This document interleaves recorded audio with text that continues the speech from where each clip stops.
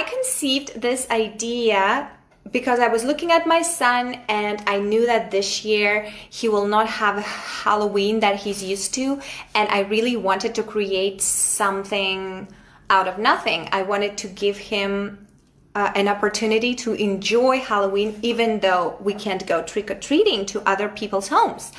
And I conceived this idea of a social distanced, safe outdoor event. And usually as theater company, we don't do any events outdoors. We usually do them in spaces, in theater spaces. But now we kind of had to do it outdoors. And it opened up so much. I found this amazing park in Midtown with this old, like a century old big trees. And immediately my imagination started rolling, and I thought that we should create a quest about a magical enchanted forest, and magical creatures that live there will be our neighbors. So instead of going to our usual boring neighbors, we will go and trick or treat in front of the homes of the magical creatures in an enchanted forest. So that's what the kids will do. But the parents will also participate. Why? Yes, first of all, it's fun. Second of all, it's very important. They have a very important role this year because of COVID-19.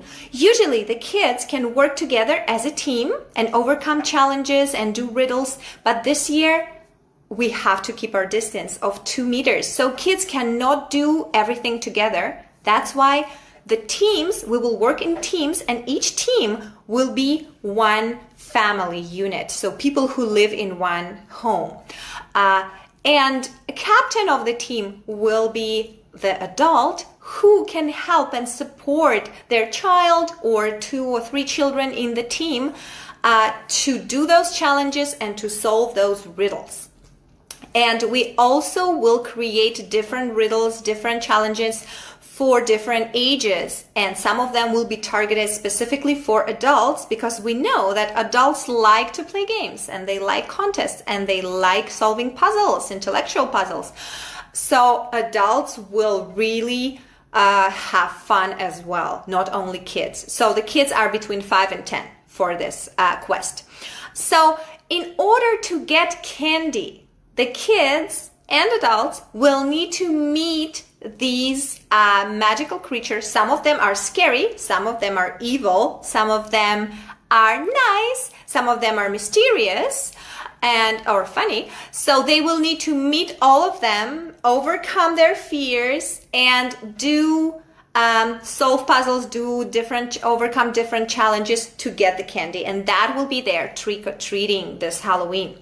And regarding your questions about the COVID-19 protocols that we'll have in place, first of all, it's the distance and small group. So there is a limitation on the group size from the government, from our province, but we even made it smaller to make it safer, and the group will be small, so it will be very easy to keep the distance, and it's outside on fresh air, and we'll make sure to sanitize all the surfaces before the quest starts and throughout, and there will be sanitizer provided for everybody and a hand washing station outside in the park, which is great, with soap and water, running water.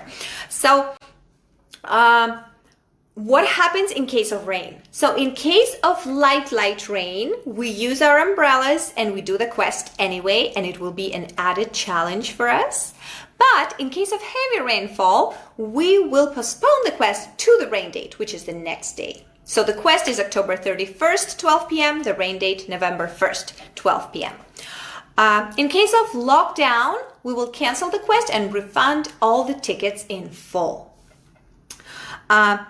So during, we will start the quest with a fairy tale, with story time. I have here a bunch of stories and I haven't decided yet which story we will read, but it will be some kind of fabulous book about fears, maybe about Halloween. And we will start with a magical story, and then we will go into this enchanted space, enchanted forest, and the whole quest will happen in there, in our imagination. There will definitely be a lot of art, because we are a theater company and we do acting, dance, music, singing. So the kids will be able not only to have fun, but also to learn and gain new skills. For example, we will sing a song, and the song is very special this year. If you attended our Creative Kids New Year party last year, you might remember how we did a song. We learned a song and we sang it together. It was a fabulous song, Petit Papa Noel, which was arranged and recorded by Marisha Ismailova, our composer. She is also amazing at arranging songs in her own style. So this year, we will actually share the song that we will use for Halloween this year, and it's fabulous. It's actually very challenging in terms of music, and it is also very beautiful and funny and scary. So I can't wait to share that song with you. She's just finishing her arrangement. And we will be able to sing it together at the event. And we will also play sport games and overcome some sport challenges, and kids will be able to get active outdoors and the fresh air. That will be super special.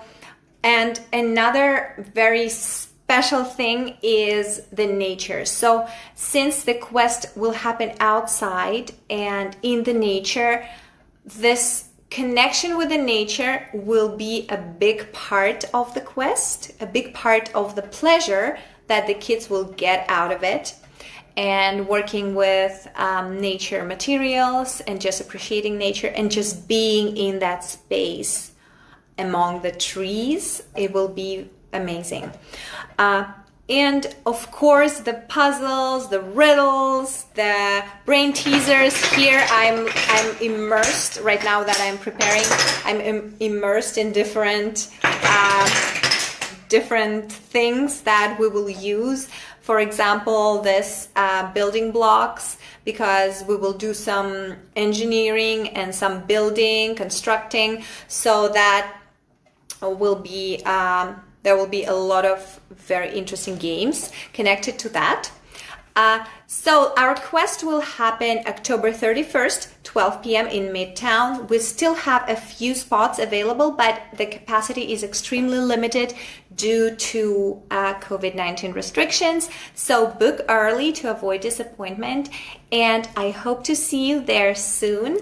And have a good night. It was nice chatting to you. Bye-bye.